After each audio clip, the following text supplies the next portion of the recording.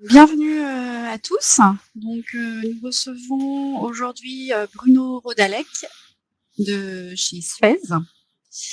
Euh, Bruno, vous êtes conseiller santé sécurité groupe chez Suez. Suez, c'est un de nos tout premiers clients, hein. Vous avez démarré avec Immersive Factory en 2016, donc je suis très heureuse et très honorée de vous recevoir aujourd'hui pour que vous Merci. nous expliquiez un peu votre retour d'expérience sur les formations VR. Avant ça, j'ai quelques questions sur la culture sécurité chez Suez, comment vous mettez en place vos actions dans le groupe. Mais d'abord, je vais vous demander de vous présenter. Bon, je pense que tout le monde connaît Suez, mais voilà, vous pouvez également, c'est des personnes qui viennent parfois de pays assez lointains, mais,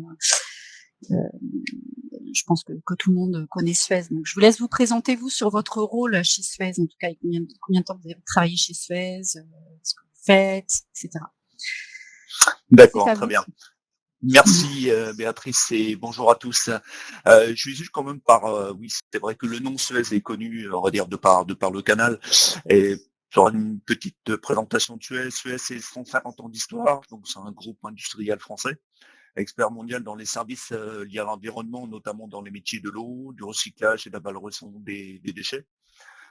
Suez, c'est 64 millions d'habitants qui bénéficient de services d'assainissement. C'est plus de 7 milliards de mètres cubes d'eau potable produits chaque année. C'est plus de 4 millions de tonnes de matières premières secondaires produites. C'est 90 000 collaborateurs, 150 nationalités et 70% d'entre eux reçoivent chaque année une formation de sécurité. Alors pour ma part, je suis conseiller santé sécurité au niveau groupe depuis 2015. Après 20 ans d'expérience dans des activités de traitement de l'eau, de recyclage et de valorisation des déchets et de construction. Et au niveau du corporate, je suis en charge de ce qu'on va appeler le régalien, c'est-à-dire la définition des standards santé-sécurité, notamment concernant les risques majeurs. Alors chez nous, ça va être les espaces confinés, la conciliation, les travaux d'excavation, mais aussi du reporting et des projets innovants et de la culture santé-sécurité. Voilà. Très bien, merci. Alors justement, qu'est-ce que signifie la culture sécurité chez Suez? Peut-être passer les slides. Alors, la culture sécurité, je pense qu'il faut commencer par définir ce qu'on entend par la culture sécurité. La culture sécurité, c'est un ensemble de manières de faire, d'une manière de penser partagée par les acteurs d'une organisation à propos de la maîtrise des risques les plus importants liés à ces activités. Et nous, au niveau de Suez, compte tenu de la diversité du groupe, tant sur les métiers en fin de compte que sur les géographies, au départ, il a fallu s'accorder sur 4 points clés pour construire notre socle de culture commune. Le premier, c'était d'avoir une vision partagée des risques majeurs et de leur maîtrise. Le deuxième, c'était de rappeler que chacun à son poste est acteur de la culture sécurité, qu'on soit manager, employé, organisation syndicale, et ou alors, eh bien, aussi qu'on soit dans une fonction opérationnelle ou support comme les commerciaux ou les financiers.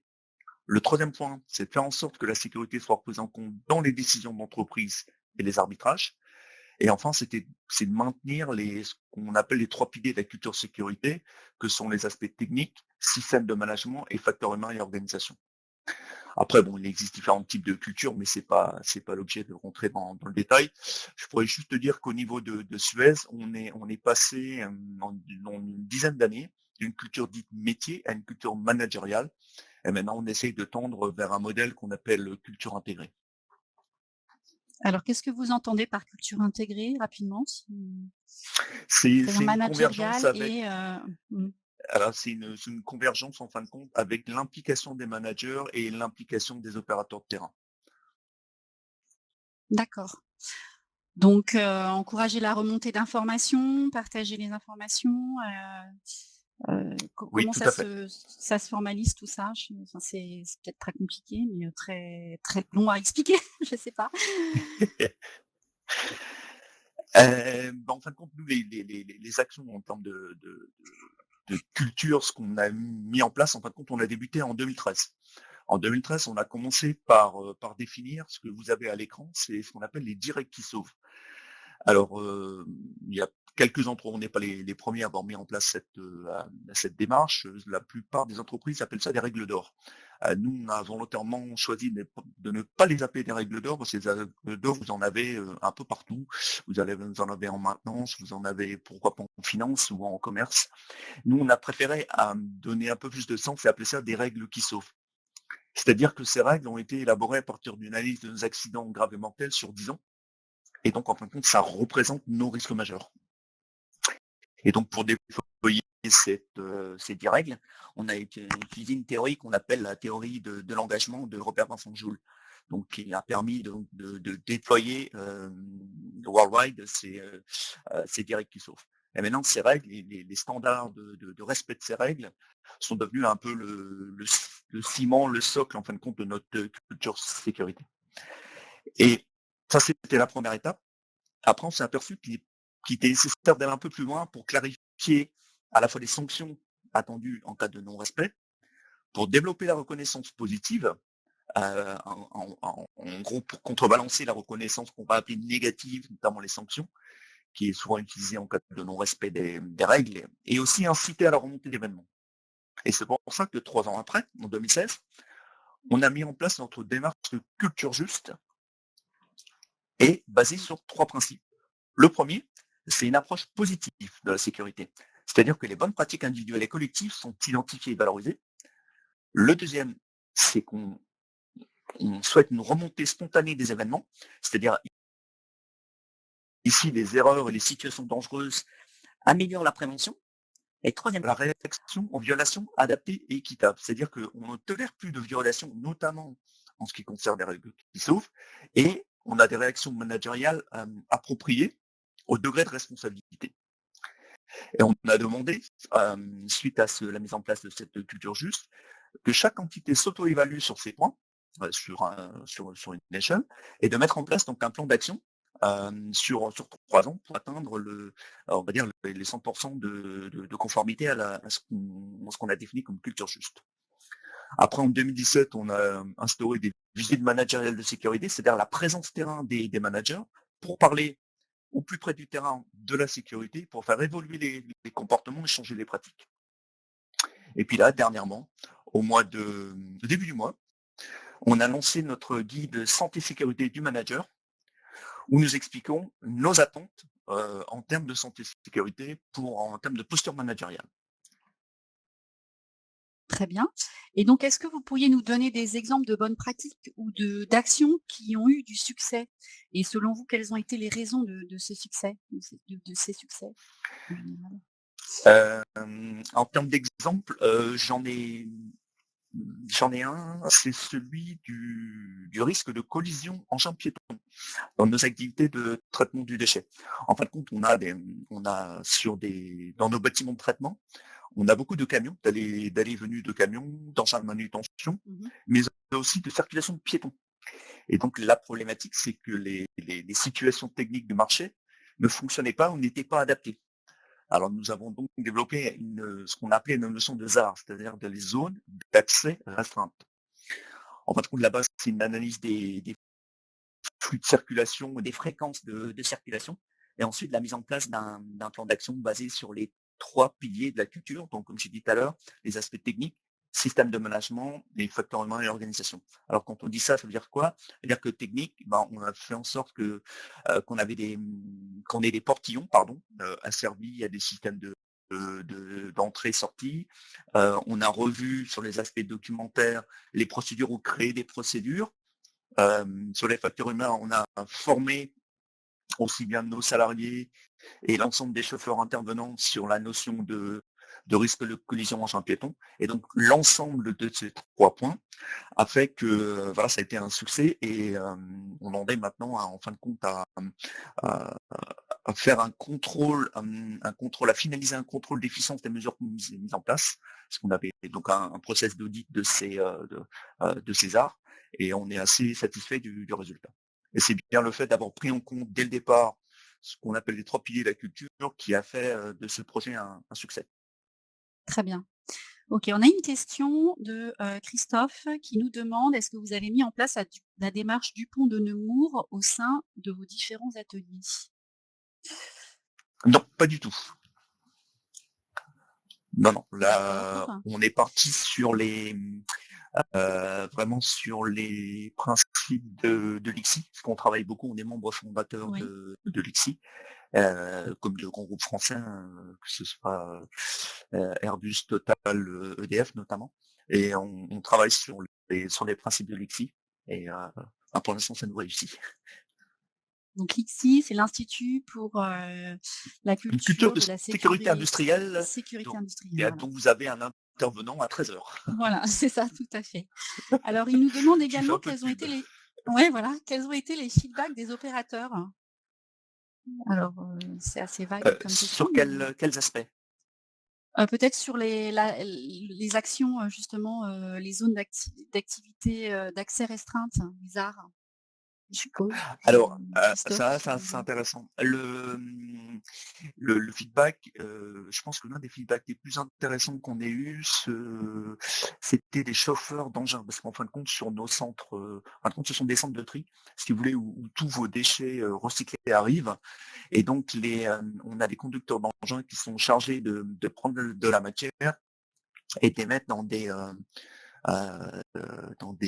comment dire, dans le système de tapis roulant pour après partir en Oui. traitement. Je vais faire Mmh. simple. Et en fin de compte, la hantise de ces conducteurs, ils sont concentrés sur leur travail, c'est de trouver sur leur passage des piétons et d'en écraser un sans qu'ils ne le Oui. voient parce ils ont beaucoup d'angles morts. Et le fait d'avoir mis en place ce système de zone d'accès restreinte où pour rentrer dans leur zone de travail, il est nécessaire de les appeler, de faire un contact vocal avec eux, ça les a sécurisés. Et on a un témoignage, d'ailleurs, vidéo d'une personne qui dit: «Vous pouvez pas savoir le bien que ça me fait d'avoir un système sécurisé comme ça, j'ai moins peur quand je travaille». Voilà. Oui, Donc oui. ça a été vraiment un succès intéressant pour nous. Donc le guide du manager, c'est également une des actions que vous avez menées, Oui, tout qui a eu du tout à succès. fait. Ça, c'est, qui a eu du succès, on avait déjà Vous en lancé avez une parlé. première édition. On l'a réédité, donc diffusé en début du mois, en rajoutant, donc vous verrez qu'il y a 8 chapitres, donc un 8e chapitre sur la notion de prise de décision et d'arbitrage, en termes de santé et sécurité, parce que voilà, en général, une entreprise ne fait pas de la sécurité, mais produit. Et donc, parfois, il y a des arbitrages à faire entre des aspects financiers, des aspects production, et il ne faut pas sacrifier la sécurité. C'est comment on s'y prend euh, pour, euh, pour, pour réaliser cet arbitrage et ne pas sacrifier le volet santé-sécurité. Et cela, que l'on soit au niveau d'un comité de direction ou sur le terrain. Très bien. Christophe nous dit: «C'était savoir si vous avez vu ces différentes règles comme des contraintes», pour en revenir justement aux zones, d'accès, restreintes. Est-ce que ces règles sont vues comme des contraintes? Non, non, non, non, Ou non, si c'est pour les comme je l'ai protéger expliqué, au final? Mmh. c'est pour les protéger. Non, non, non. Malheureusement, l'histoire nous montre que ce soit chez nous ou nos concurrents, c'est un des plus grands risques du métier. Et donc, on a eu beaucoup d'accidents graves et des accidents mortels sur le sujet. Et de fait, non, non, c'est pas vu, ça n'a pas du tout été vu comme une contrainte. Très bien. Alors là, on va aborder le sujet de la VR, de la réalité virtuelle. Moi, je voulais savoir un peu quel avait été le déclencheur pour le déploiement de la réalité virtuelle chez Suez? Je pense ça fait quand même, quelques années maintenant que vous avez déployé la Ça réalité fait, je vais pas virtuelle. dire qu'on était précurseurs, mais ça fait quelques années, effectivement. Hem, Quel a c'est été le vrai qu'en termes déclencheur de, alors? Mmh. le déclencheur, ça a été, en fin de compte, comme malheureusement souvent en termes, de santé sécurité, ça a été des accidents mortels. En fin de compte, en 2016, on a eu 3 accidents mortels liés à l'électricité dans une même entité. Et cette entité, c'est à l'étranger, hein. Elle est l'équivalent d'EDF local. Donc c'est-à-dire on a une de leurs activités, c'est vraiment de distribuer l'électricité aux habitants. Et en fin de compte, l'analyse a fait ressortir qu'on avait un problème de maîtrise de la consignation électrique par des personnes qui étaient habilitées électriques.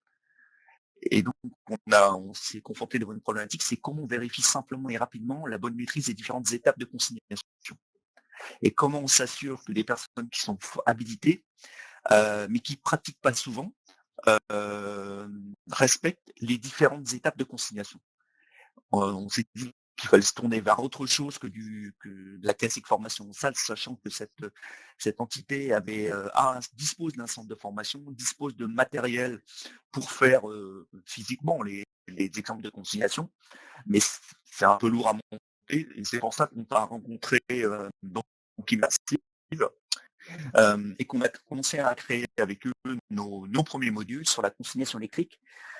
L'objectif pédagogique était vraiment, ça venait en complément et à la fin des formations pour valider les acquis des apprenants. Après, on a continué, bon, ça c'est un peu l'histoire et qui merci n'est pas terminée parce que après, en parallèle, en 2018, on a lancé un autre programme. Là, cette fois-ci, non pas lié à un accident, mais potentiellement à des accidents. C'est le comportement au volant d'une benne ordure ménagère pour Mmh. sensibiliser nos conducteurs aux risques qu'ils peuvent encourir pendant leur parcours de collecte, quoi. Mmh. Et pour D'accord. revenir justement la même année, et pour revenir aux quelques questions que j'ai eues sur les zones d'accès restreinte, en 2018, malheureusement, on a eu un décès sur une zone d'accès restreinte en Pologne, et c'est ce qui nous a amené à lancer un module sur le risque de collision engin piéton. D'accord. Hem, d'accord, et ce fameux déploiement de la VR au tout début, vous avez, déployé sur un site, pilote, donc comment vous avez sélectionné ce site?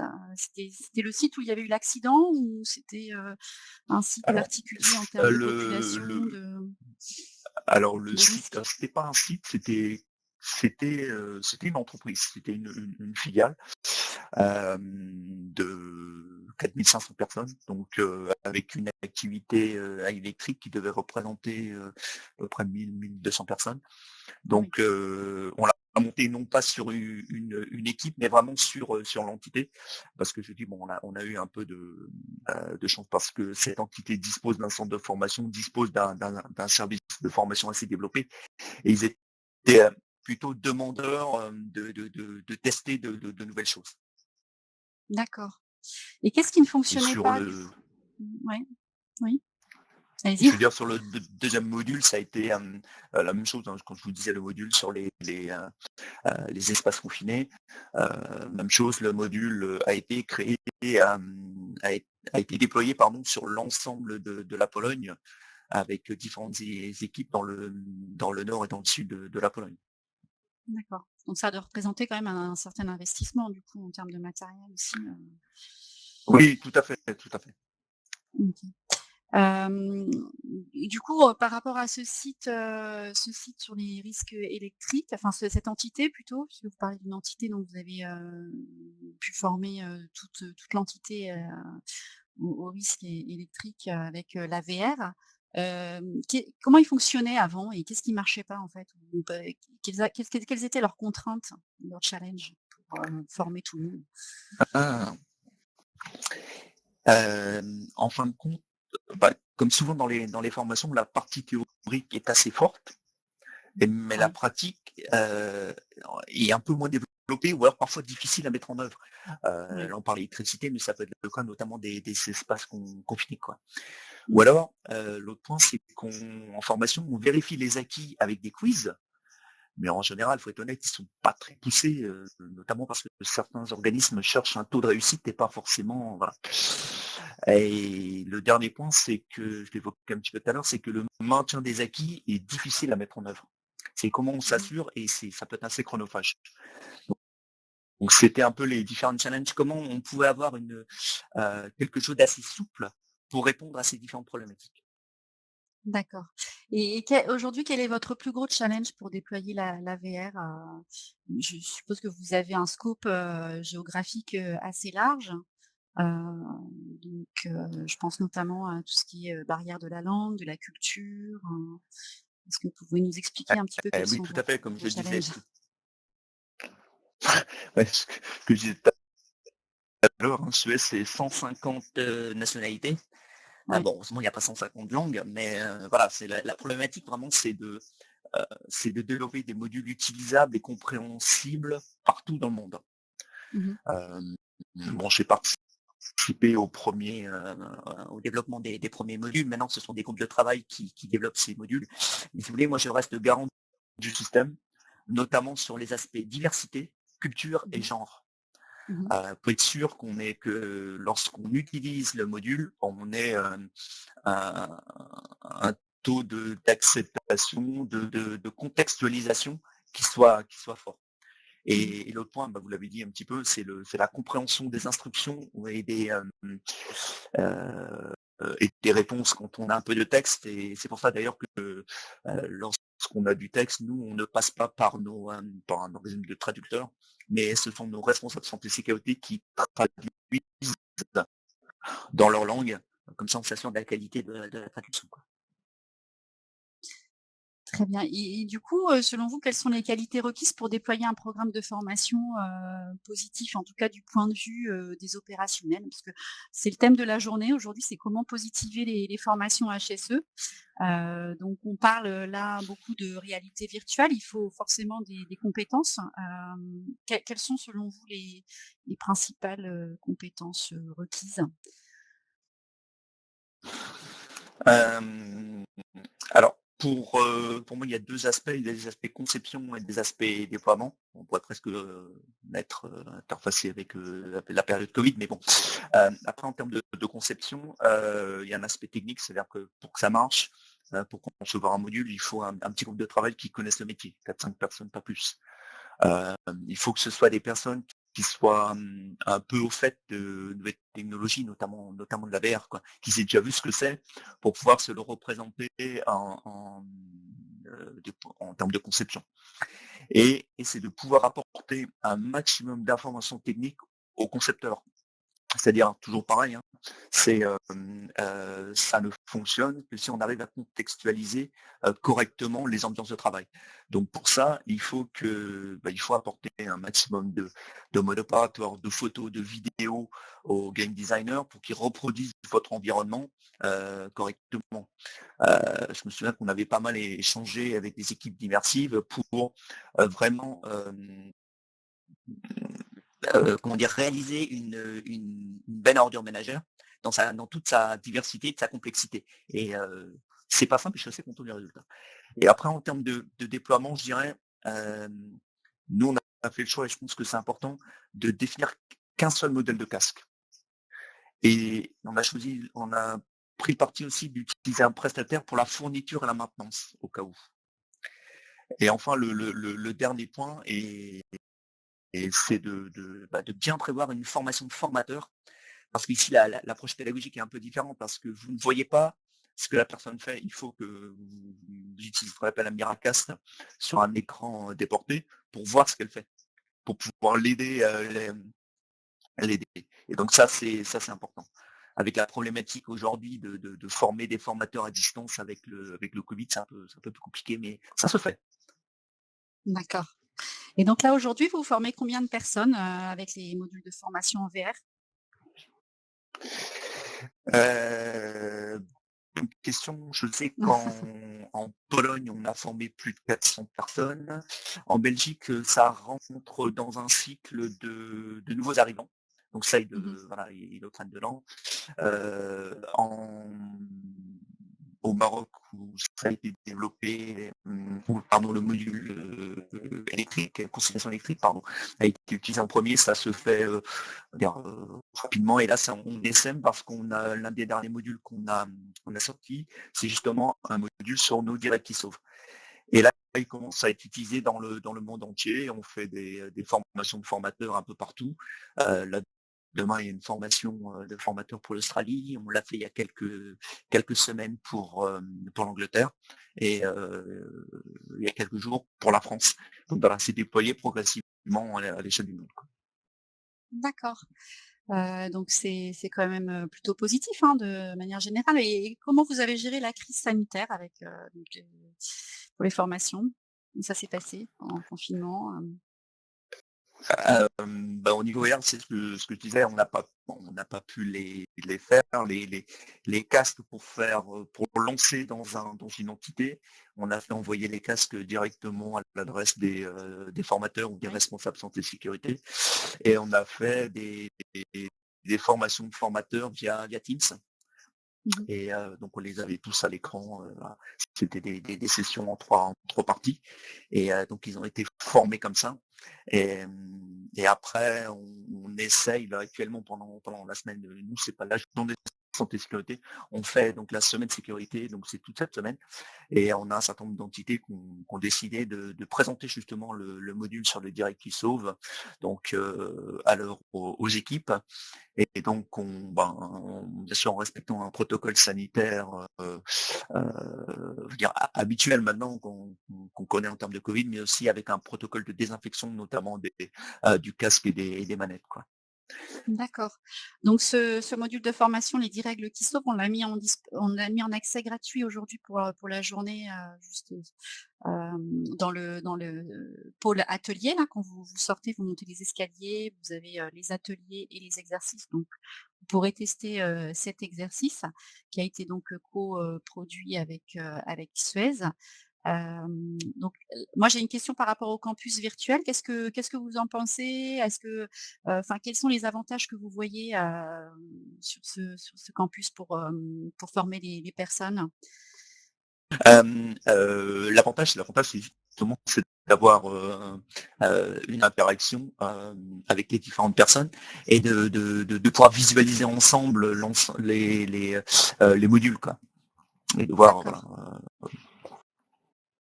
Je crois savoir que vous avez un abonnement sur le campus pour vos équipes. Donc, elles vont, très certainement se connecter assez rapidement, pour, tester, les exercices, de Suez, Oui, mais là également vous avoir avez à accès au l'écran catalogue. Oui, oui, je vous écoute. vous avez à l'écran les 4 premiers exercices qu'on a développés.